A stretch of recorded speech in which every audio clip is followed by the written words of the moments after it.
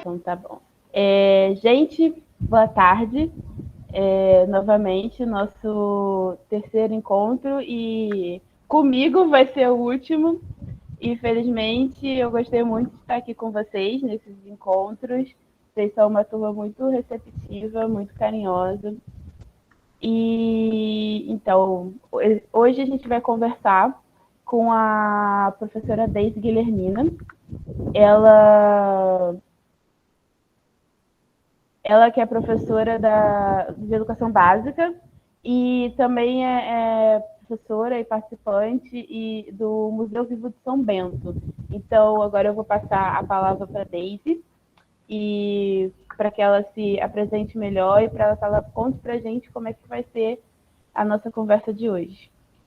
Boa tarde a todos, todas, todes. É um prazer muito grande estar com vocês. É sempre bom pensar em educação, discutir educação. Meu nome é Deise Guilhermina e há alguns anos eu estudo e trabalho com educação antirracista. Eu terminei o mestrado em 2010 e o doutorado em 2018, onde eu trabalhei com trajetórias de estudantes pretos, estudantes brancos, entendendo as interseções, né? Eu hoje sou professora da educação básica, eu sou professora de História da Prefeitura do Rio, e sou professora e pesquisadora do Museu Vivo de São Bento, que fica em Caxias, né, onde a gente estuda, pesquisa, né, e divulga história da Baixada, né?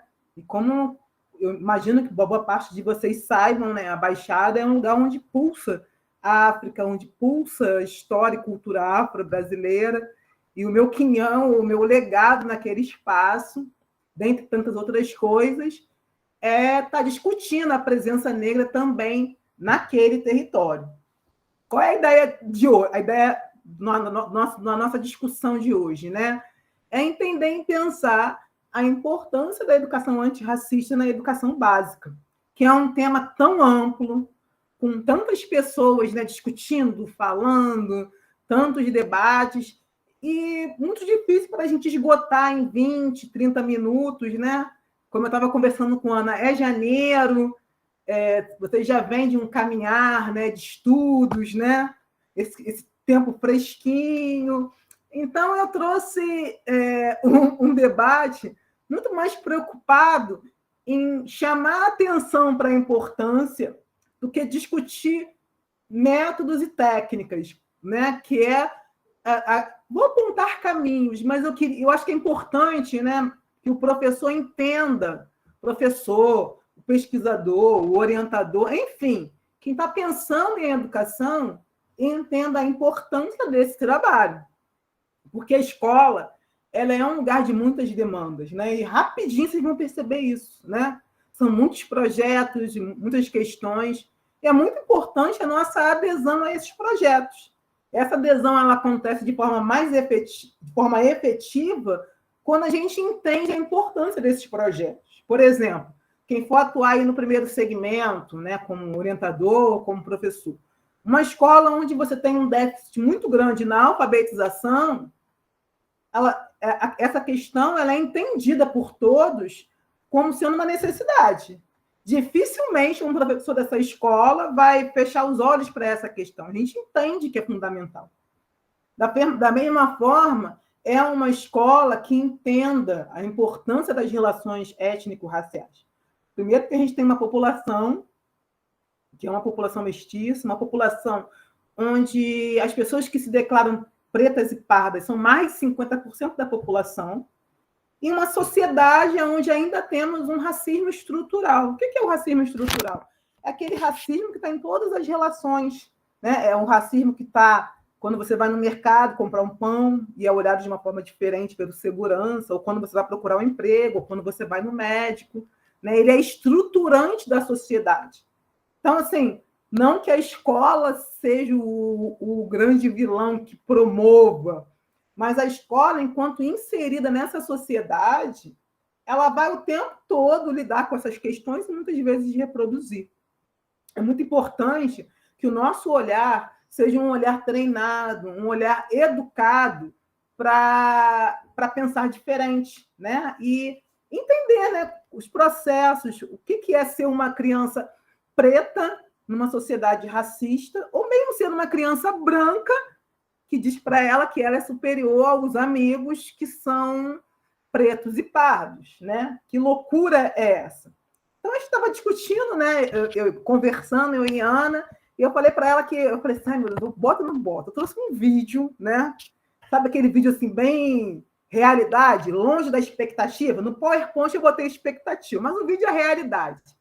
De uma cena minha aqui em casa, né? Com a minha filha. Eu tenho uma filha de 3 anos, a minha filha é preta, né? Preta, retinta, e sem falar mais sobre esse vídeo, eu vou colocar ele aí, é um vídeo fofo e tal, né? Porque a gente não faz pela educação, né, Ana? Tudo pela educação, né? Então, nesse vídeo, a gente estava aqui em casa, na sala aqui de casa, e eu vou pedir que vocês observem, porque eu vou trazer algumas questões relativas a esse vídeo e relativas a Isabela. Ó, tô...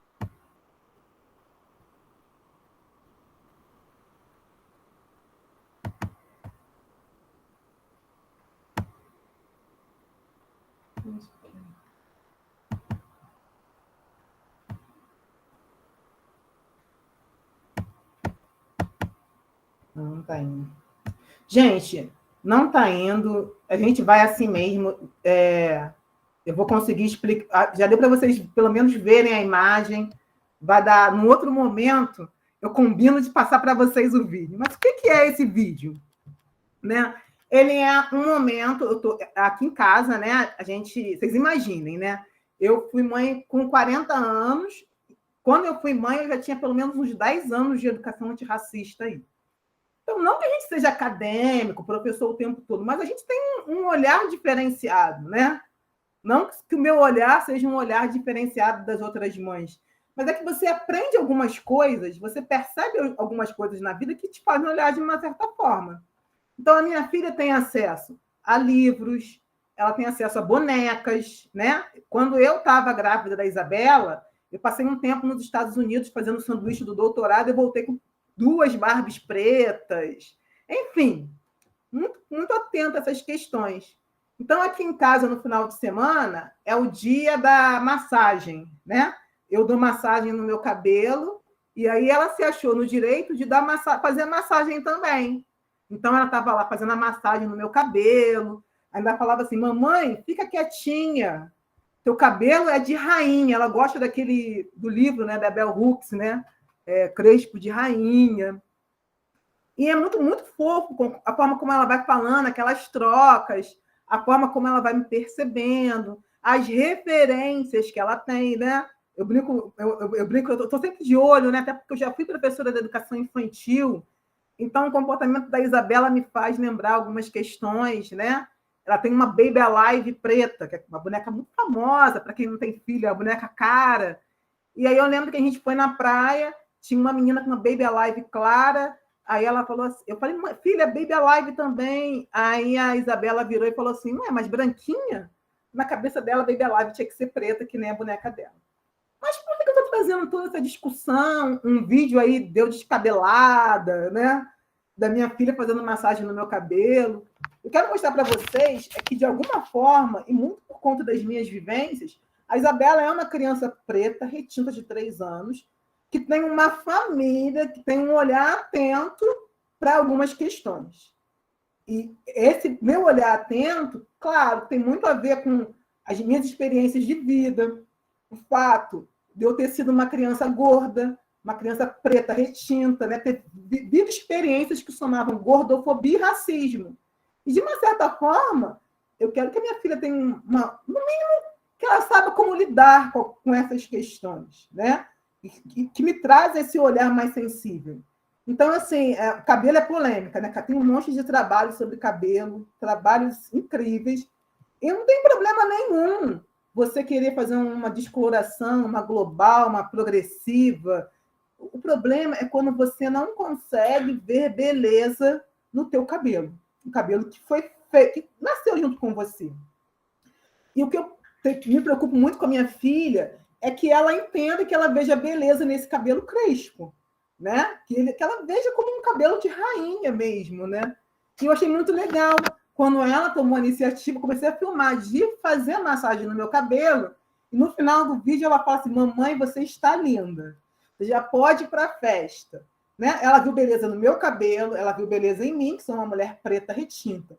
Quando ela fala, mamãe, você está linda, ela está dizendo para ela mesma, né? Que eu também estou linda, porque nós somos muito parecidas, no mínimo a gente tem o mesmo biotipo. Né? E eu trouxe essa alegoria da Isabela para mostrar para vocês, ou melhor, destacar que é alguma coisa que está fora da curva, né? Não é normal, não é usual. Não é? A gente vive numa sociedade muito racista, até as mulheres pretas e os homens pretos, eles aprendem que eles não são bonitos. Né? Eles aprendem que o cabelo deles não é legal, e que, enfim, que a família deles não é legal. É como se a gente vivesse correndo atrás de uma sombra. A gente nunca vai ser. Né? A gente não vê essa beleza e a gente não aprende a cultivar o auto-amor. Então, aqui em casa, né, esse é o lema, né, o auto-amor. Né? A gente precisa de se amar, apesar da sociedade dizer o tempo todo que não. Mas por que eu comecei com essa fofura, ou quis começar com esse vídeo? Para dizer para vocês que, embora a Isabela tenha acesso à literatura, né, a uma mãe aí, né, que tem essas questões todas, a boneca, né, enfim, a Isabela, ela não está livre da exposição ao racismo e à discriminação racial da sociedade. Né? E aí a pergunta que eu trago, se uma criança que vem de uma família, né, que de alguma forma pensa essas questões, vamos pensar nas questões que envolvem as crianças, né, o grosso da sociedade, que não tem acesso a essas questões, que vem de uma família que entende que ele é mais feio, que precisa de clarear. A gente realmente teve um projeto para clarear o Brasil no início do século XX, final do século XIX. Em famílias mestiças, a pessoa que tem um biotipo mais próximo do branco tende a ser privilegiado. Né? A gente, se pensar um pouco, vai lembrar disso. Né? A questão é que a gente constrói na sociedade o lugar social dos sujeitos. Né? A gente diz para ele qual é o lugar dele, quais são as aspirações dele, e a gente vai elaborando isso. Né? Quando você chega numa rede dessas públicas, né? Eu estava conversando com a Ana sobre concurso, né? A Ana estava falando o que está aberto, o que vai rolar, né? Vocês vão encontrar, categoricamente, infelizmente, o famoso terceiro ano do ciclo não alfabetizado, que é aquela turma, né, do final do ciclo, onde você tem muitas crianças que não concluíram o processo de alfabetização. E eu já vi quarto ano não alfabetizado, inclusive a Prefeitura do Rio tem agora um projeto Travessia, que é para o sexto ano que não se alfabetizou. A grande questão é, quando você vai nessas salas de aula e olha, né, para o fenótipo dessa turma, pode contar que a maioria dessas crianças são meninos pretos. A maioria. O que aconteceu? Né? Qual é a grande sacação? Né? Por quê? Né? O que a gente ensina para essas crianças desde muito cedo? Como é que está a autoestima? Será que elas acreditam que elas podem aprender? Será que a escola ela trabalha com um capital cultural que faz parte do repertório dessas crianças e entende como válido? Né? Como é que a gente lida com as religiões de matriz africana que estão presentes por aí? Como é que a escola lida com tudo isso? O que eu digo para esses meninos? Para ter esse fenômeno de turmas inteiras que não concluem o processo de alfabetização. Alguma coisa a gente está ensinando. A gente está ensinando para esses meninos, a gente está ensinando para esses professores, a gente está ensinando para essa escola, a gente está ensinando para essa sociedade. Né? E existe, né, na minha época de normal, né, tinha um lance que era o currículo oculto, né, que era aquele currículo que estava ali. Né? E a gente usa essa alegoria para dizer que a sociedade tem uma forma de ensinar que não está posta nos programas, não está posta nos planejamentos. Né? Ela vai te ensinando no cotidiano. Ela te ensina quando você vê uma propaganda, né? Quando você abre uma revista, né? Aquelas revistas de beleza, né?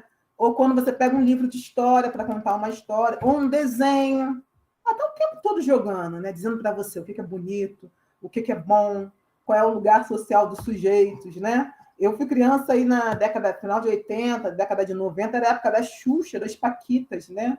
As Paquitas eram todas brancas, loiras, E se entrasse alguma morena na seleção, ela tinha que clarear aquele cabelo. O que a gente está dizendo para as crianças que assistem tudo aquilo? A gente está ensinando o tempo todo, né? E muitas vezes, quando não dói na gente, a gente fala que é mimimi. Ah, é coisa do afrouxata, lá vem ela com esse papo. Mas a gente está ensinando alguma coisa para essas pessoas, né? Qual é o lugar social delas, quem ela é, o que ela pode, onde ela vai alcançar. E é isso, né? Trabalhar com relações étnico-raciais é contribuir de alguma forma, né? Ou plantar a semente para que essas pessoas se enxerguem de uma outra forma, né? Para aprender, a gente tem que acreditar. A gente precisa de acreditar que é possível. Então, a importância das relações étnico-raciais na educação básica, na educação de uma forma geral, é a gente transformar o pensamento social, que hierarquiza os sujeitos, né? Não só como uma consequência da escravidão ou do período, né, da escravidão moderna, mas a gente tem uma reconfiguração do lugar social dos sujeitos, né? Eu tenho uma ajudante que faz limpeza aqui na minha casa, que foi uma aluna minha de Caxias, que é uma mulher negra. E aí eu combinei com ela um lugar em Caxias que eu ia entregar umas coisas daqui de casa que ela queria. E aí eu combinei, eu ia entregar isso para os netos dela, que eram 3 meninos assim de 12, 13 anos. Aí eu parei na praça, fiquei esperando. Ai, cadê os filhos, os netos da Marlene que não chegam? Aí ela foi me contar que eles falaram assim, olha, a gente até achou que era ela, mas a gente ficou com medo de chegar perto. Olha só, as crianças, né? 11, 12 anos são crianças, com medo de chegar perto do carro, porque poderia não ser eu, e se não fosse eu, provavelmente eles poderiam ser vistos como marginais. Vocês percebem, gente, que a coisa ela não está posta, ela não está escrita, mas que isso é muito sério, né? E não é, eu não preciso de falar muito para dizer que pelo menos uma daquelas crianças não se alfabetizou, né? Que é o Júnior, que tem sérios problemas para concluir o processo. Então, ele mesmo já entendeu que a sociedade o percebe, o seu fenótipo, como um marginal em potencial. Então, a gente ficou um tempão ali que nem gato e rato, eu sem conseguir achar as crianças visualizando o meu carro, mas eles não queriam chegar perto, porque se não fosse eu, eles iam ser vistos como marginais. Assim, é todo um processo para a gente entender que a gente está trabalhando com o psiquismo dos sujeitos, né? Com a forma como essas pessoas, como esses seres humanos, né, estão pensando, se pensando e pensando na sociedade, entendendo qual é o lugar social deles, né? A sociedade já disse, ó, como menino preto, teu lugar social é não chegar perto de determinados grupos. Você é visto como um marginal em potencial. Eu sei que eu voltei em casa, eu cheguei em casa voltando, né? E a gente fica com a cabeça, falei, esses meninos poderiam ser os meus filhos. Então, eu vou começar com PowerPoint. Vamos ver se a gente consegue compartilhar, Ana. Isso. Gente, eu falo muito. Esse lance do Meet, às vezes a gente acha que está falando. Me interrompam, tá? Fiquem à vontade. Vocês podem participar, podem trocar. Né? Eu fiz um PowerPoint aqui bem curtinho, só para trazer assim, algumas questões, alguns fundamentos, só para a gente discutir e para a gente pensar, né? Então, nesse PowerPoint, né, eu começo com uma foto da minha filha, né? E aí é uma foto bem expectativa, foi a foto do Natal, tá arrumadinha, eu não estou descabelada, ela não está descabelada, né?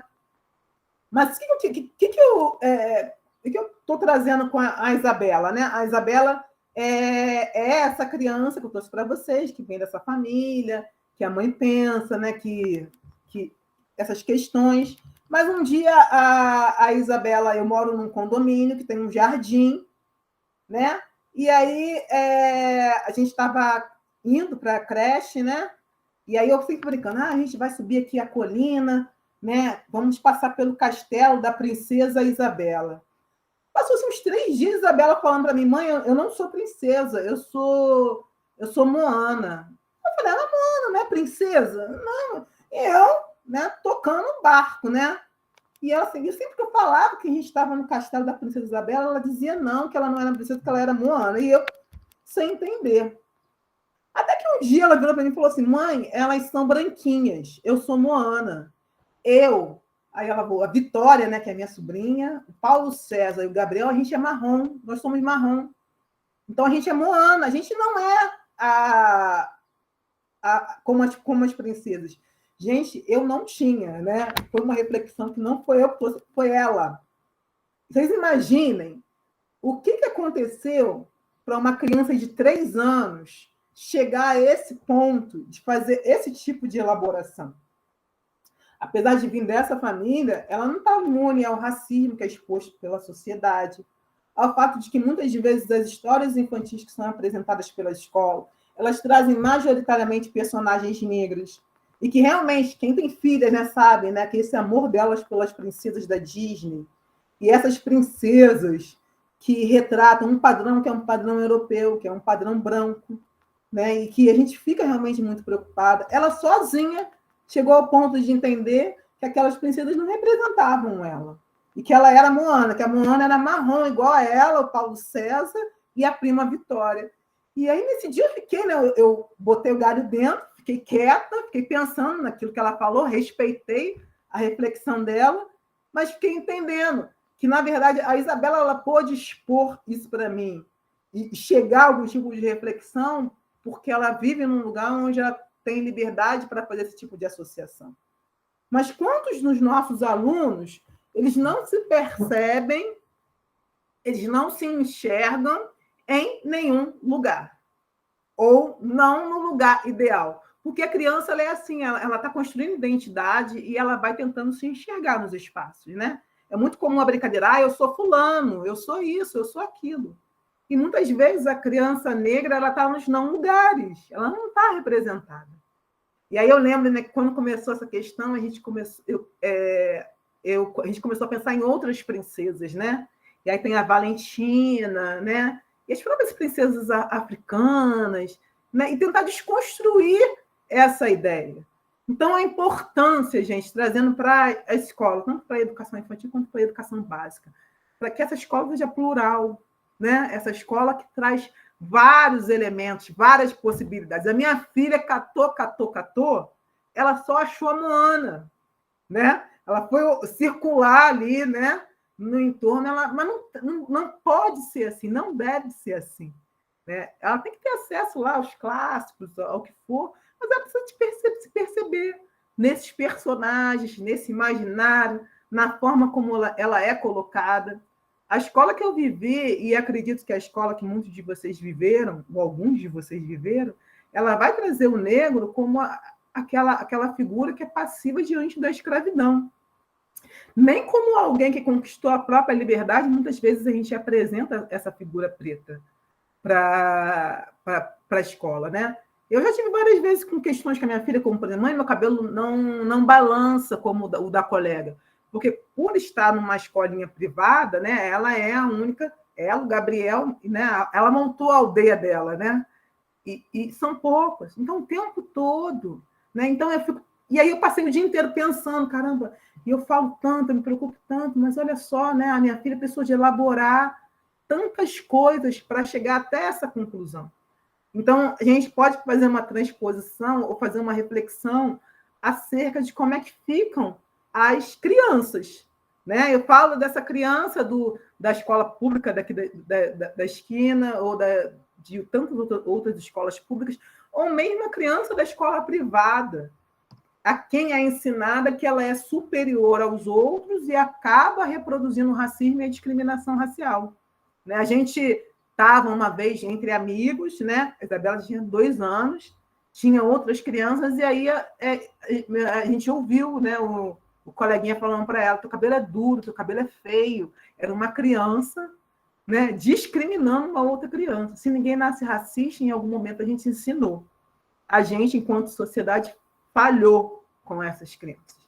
Então, a educação antirracista, gente, ela está presente na escola, desde a educação infantil, passando pela educação básica, chegando ao ensino superior, para mostrar para as pessoas que o mundo é um mundo onde cabem vários mundos. onde a diversidade ela não é um problema, ela é a riqueza. Como é bom a gente olhar e ver as diferenças. O que é bonito, o que é feio, a gente aprende. A gente aprende a gostar. A gente aprende a achar. Ninguém nasce gostando de rosa. A gente é ensinado e se acostuma com algumas questões. Então, a gente precisa passar por um processo de rever essas estruturas, né? E facilitar esse processo, né? Porque a criança não fica catando. Né? E foi tão assim, impactante, mãe, eu sou Moana, porque elas são todas branquinhas, então eu não sou eu, fulano, a gente é Moana. Então, na verdade, qual é a grande questão? Essa escola deveria ser uma escola plural, uma escola que apresenta várias possibilidades, não só no Dia da Consciência Negra, né? E aqui, né, eu trouxe uma foto. Essa foto aqui não é minha, foi dessa mesma escola da minha filha, e aí as crianças tinham que tirar fotos. E aí, essa é a foto da brinquedoteca de uma amiguinha. E eu pedi para a mãe se eu podia usar a foto. E, na verdade, vocês percebem que todas as bonecas que aparecem nessa coleção aí são bonecas brancas, né? Mas aí é essa a enxurrada de imagens que a gente traz para as crianças, para todas as crianças. Você vai procurar um brinquedo, você tem dificuldades para encontrar, para presentear com um brinquedo que não tem esse protótipo, que não tenha esse modelo. O que eu estou ensinando? Então, me chamou a atenção quando eu vi, né? Porque, na verdade, essa é a nossa realidade. Então, quando eu apresento apenas essa realidade para as crianças, eu estou dizendo para elas que só existe um padrão de beleza, que só existe uma possibilidade, né? E as crianças vão crescendo com essa dificuldade de entender, se identificar e se perceber nesse mundo, né? Então, assim, me chamou muita atenção quando eu olhei essa foto e virei que, na verdade, dá para a gente fazer uma metáfora, uma comparação do mundo que é apresentado para todos, desde muito cedo, né? É esse mundo. É um mundo branco, é um mundo magro, é um mundo que é cisgênero, né? Que privilegia determinadas formas, e desde muito cedo a gente está dando alguma informação. Qual é a minha ação enquanto professor, né? É desconstruir isso tudo, né? É mostrar outras possibilidades, é trazer outras histórias, outros fenótipos, outras civilizações, outras possibilidades, e mesmo discutir esses pensamentos. Passa mais humana para a gente. E aí, né, a própria questão, existem correntes hoje em dia que trabalham com os livros didáticos, né? Os próprios livros, a gente tem aqui mais em cima uma foto, né, um desenho do Debré. Como eu falei, muitas vezes o personagem negro aparece apenas como aquele que é a vítima da escravidão, né, e não aparece em outras possibilidades. Aqui embaixo vocês têm um recorte de uma cartilha chamada Sonho de Talita, né, onde a personagem negra é a que cai, a que é risível, a que escorrega, a que não vai à festa, a que é castigada. E é um material que foi muito legal quando eu trabalhei com essa cartilha, e eu conversei na época com um professor que era fã dessa cartilha. E ele dizia que ele não acreditava que as autoras daquele material estavam sendo racistas. Na verdade, eu também não. Mas é que elas estão tão inseridas na sociedade que elas acabam reproduzindo os valores que estão presentes na sociedade. Qual é a nossa função enquanto professor, enquanto pesquisador, né? Principalmente vocês que estão tendo acesso ao ensino superior, à escola pública de qualidade, à universidade pública de qualidade? É relativizar, é questionar esses materiais, né? É pensar nisso quando você vai escolher. É selecionar. Existe lá um momento, lá no Programa Nacional do Livro Didático, que você tem acesso. Né? É pensar nessas formas, não só no livro didático, mas nos jogos, nos murais. Né? Como é que essa escola é representada?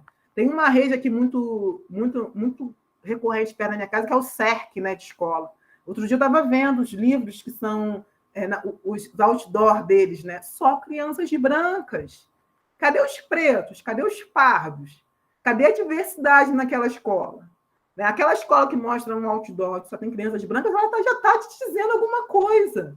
né? Já está dizendo. Então, é se colocar na posição daquele cara que vai questionar, que vai pensar, que vai relativizar. Porque para crianças como a Isabela, né, chega ao ponto de falar, eu não sou a princesa, eu sou Moana, é importante, faz diferença. Você está ensinando alguma coisa. Esse mundo está ensinando alguma coisa. Faça um pouquinho mais humana, por favor. E aí, eu trouxe uma foto, né? Um homo sapiens sapiens, né? 300 mil anos, né? Antes de nós, né? O Homo sapiens sapiens já estava aqui na nossa sociedade, né? Pensamento abstrato, sofisticado, relações sociais complexas, né? O primeiro da linhagem a ocupar todos os continentes e o primeiro a deixar aí que ainda momentaneamente, né, o seu lugar de origem, né? E esse Homo sapiens sapiens, né, ele foi encontrado pela primeira vez na África, né? São os registros que a história conta. Então, uma vez eu estava dando uma aula de história e eu estava lendo, né, que foi encontrado resquícios de uma cozinha há 300 mil anos atrás. Gente, só um minutinho, deixa eu só desligar aqui. Há 300 mil anos atrás, tinha gente cozinhando no mundo, né? Há 300 mil anos atrás, né? E muitas vezes nós queremos balizar essa sociedade com base no que aconteceu nos últimos 2.000 anos, né? Eventos como, né, a reforma religiosa tem 500 anos aí, né? A gente vai pensar a conversão do próprio Constantino ao cristianismo, né? Tem aí menos de 1.000 anos, né? Mas há 300 mil anos o ser humano está no mundo. Ele está no mundo se relacionando com o sagrado, ele está no mundo criando formas de estar em sociedade, estando com contato com outros homens, criando cultura, criando formas de estar presente nessa sociedade. E é extremamente etnocêntrico ou extremamente, no mínimo, incoerente quando a gente tenta balizar, né, a trajetória humana a partir do pensamento ocidental moderno, que é o que a gente faz a todo tempo, né?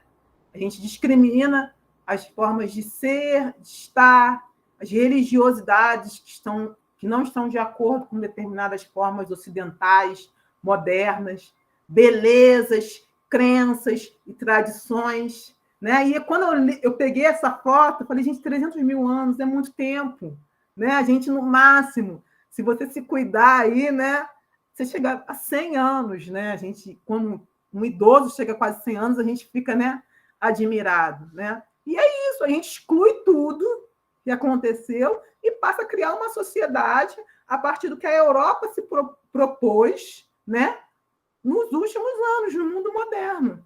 E pensar que esse homem, há 300 mil anos, pelo menos, né, sendo bem rasa, ele está se relacionando com os outros homens, está se relacionando com o sagrado, ele está ensinando, ele está aprendendo, ele está crescendo. E aí eu paro para pensar, e aí é isso, né? E é muito importante que a gente, enquanto educador, a gente, enquanto pensador, né, a gente traga esse questionamento, né? Que o mundo é muito mais complexo do que aquilo que muitas vezes nos é imposto com base num padrão europeu de sociedade e de possibilidade. Passa mais uma, já está quase fechando aqui, Ana. Acho que já falei demais. E aí é isso, gente. É a bola que é cortada para todos nós. Para mim, para Ana, Thaís, Ana Lúcia, Vitória, Isabela, né? Jassanã, Carolina e tantos outros que estão aqui nessa sala hoje, né? É lidar com isso, e lidar com currículo, lidar com planejamento, né? Não só lá no 20 de novembro. 20 de novembro chama lá aquela professora, não, chama fulana, que fulana fez um curso, fulana sabe lidar com isso. Na verdade, quando a gente senta em fevereiro, né? Que já está chegando semana que vem, a gente tem que pensar nesse planejamento nesse currículo também a partir de uma perspectiva antirracista. Porque o racismo e a discriminação racial eles não estão descolados da sociedade, eles não acontecem só em novembro. Né? E pensar que esse tipo de discussão, esse tipo de abordagem, ele vai se refletir diretamente na forma como os nossos alunos se percebem. Percebem a possibilidade deles de aprender, de crescer e de ser e estar na sociedade. Então, na verdade, muito mais do que no 20 de novembro uma mostra, uma dança, um projeto, é pensar agora, em fevereiro, esse projeto que contemple essas questões. Em março, vou lá planejar. Eu vou trabalhar tais conteúdos. Né? Então, aqui eu vou trabalhar esse conteúdo, eu vou trazer tais literaturas, né? Eu vou trazer a Valentina para discutir, né, a questão da negritude na periferia. Eu vou trabalhar matemática, eu vou trazer a etnomatemática, eu vou dizer que existem várias formas de pensar a matemática, né? Como outras sociedades pensam a matemática. Eu vou trazer também, né, uma reflexão sobre um autor indígena, e aí eu vou trazer esse livro do Daniel Munduruku. Aí eu vou para abril, e aí eu vou pensar esse currículo, vou pensar esse conteúdo que está o tempo todo dialogando, tanto com a cultura afro-brasileira como a cultura indígena também. Aí vai pensar, poxa, professor, mas isso vai me dar muito trabalho. Gente, a gente faz um currículo, a gente faz um planejamento, onde os 200 e poucos dias letivos, muitas vezes só refletem a nossa matriz europeia. Nós somos, né, minimamente, né, sendo bem rasa, né, europeus, africanos, somos indígenas, e a gente fala disso o tempo todo. A gente traz as princesas lá de matriz europeia para as crianças da educação infantil, os 200 dias letivos. Né? A gente traz lá a história, muitas vezes, que é a forma como a Europa se vê e vê os outros, os 200 dias letivos.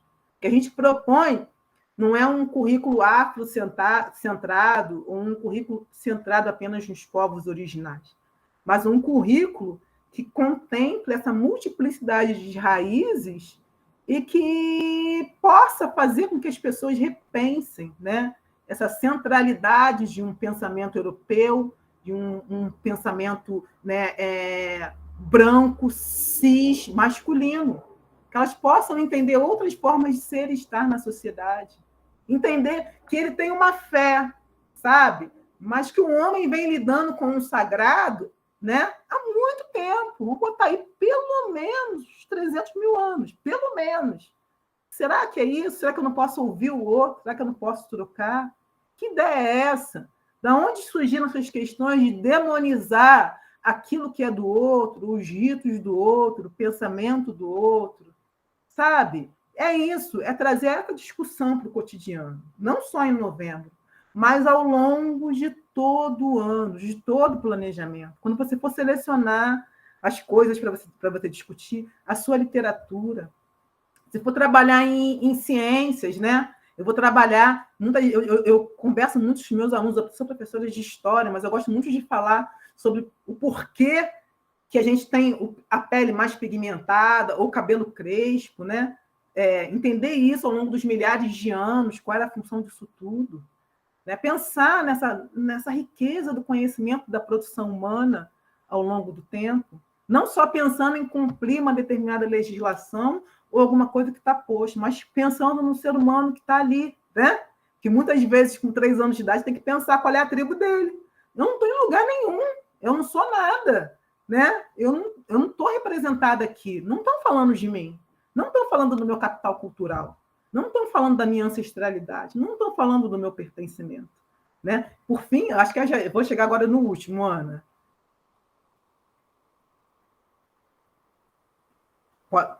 Isso, eu amo essa frase do Kabengele Munanga, né? Que ele fala o seguinte, né? Que o resgate da memória coletiva e da história da comunidade negra não interessa apenas aos alunos de ascendência negra. Interessa também aos alunos de outras ascendências étnicas, principalmente a branca, pois, ao receber uma educação envenenada pelos preconceitos, eles também tiveram as suas estruturas psíquicas afetadas. Kabengele Munanga, 2005. E essa citação é de um livro que está no domínio público, que é o Superando o Racismo na Escola, e eu acho que ela diz muito sobre isso, né? Não é uma questão só da professora preta, ou do professor preto, ou do menino, é de todos. Porque todos nós tivemos essa educação envenenada que diz que um vale mais do que o outro, que um é mais bonito do que o outro, que um é mais feio do que o outro, que hierarquiza os grupos humanos, sabe? E que, infelizmente, só quem sente, ou quem sente em maior escala, que pode dizer o quanto isso faz mal, quanto demora muito tempo para depois a gente consertar. Então, é muito importante que tanto a escola pública, de maioria preta, tenha acesso a esse tipo de conteúdo, né?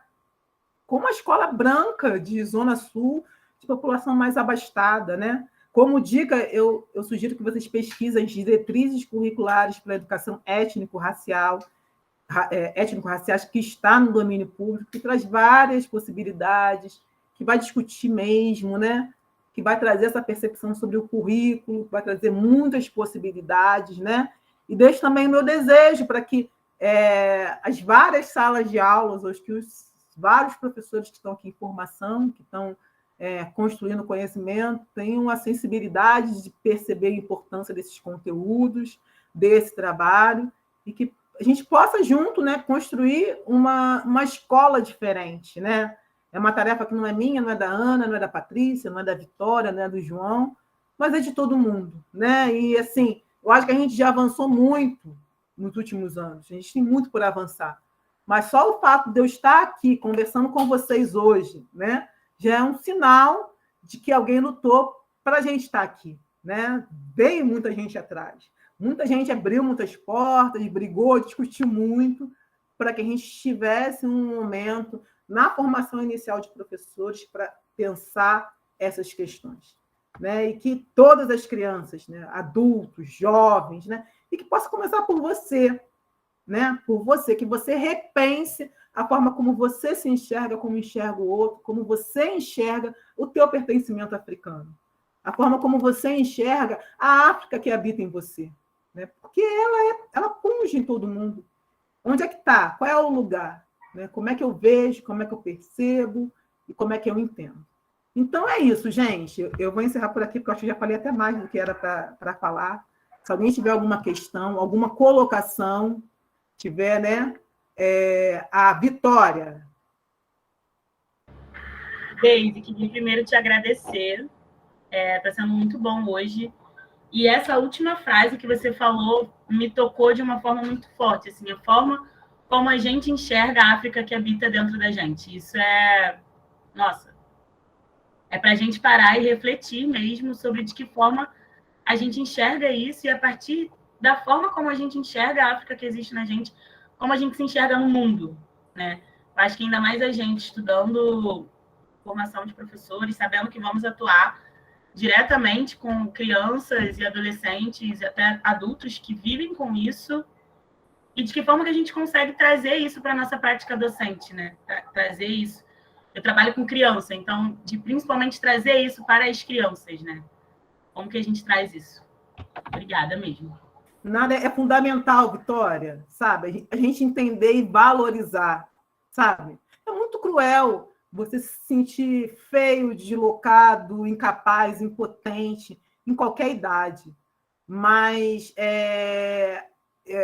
assim, por ser, né, por ser professor, por lidar com crianças também, a gente entende que essa crueldade ela tem um caráter muito, né, muito perverso, né, nas crianças, né?